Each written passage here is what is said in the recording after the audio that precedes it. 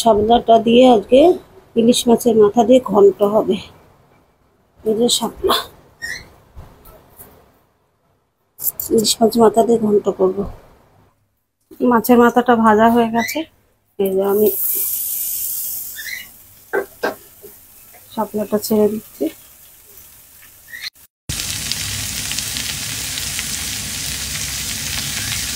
কাঁচা লঙ্কা দিয়ে দেবো।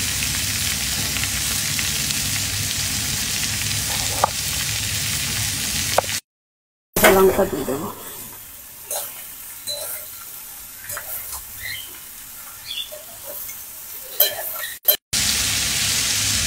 আর এটা চালের গুঁড়োটা দিয়েছি, এই চালের গুঁড়োটা এটা হলে পরে নামানোর আগে চালের গুঁড়ো দিয়ে নামিয়ে দেবো।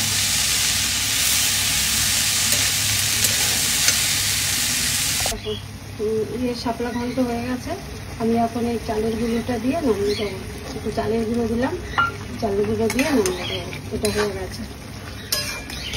চালের গুঁড়ো দিলে পরে এটা ঘন্ট, ইলিশ মাছের মাথা দিয়ে শাপলা ঘন্ট।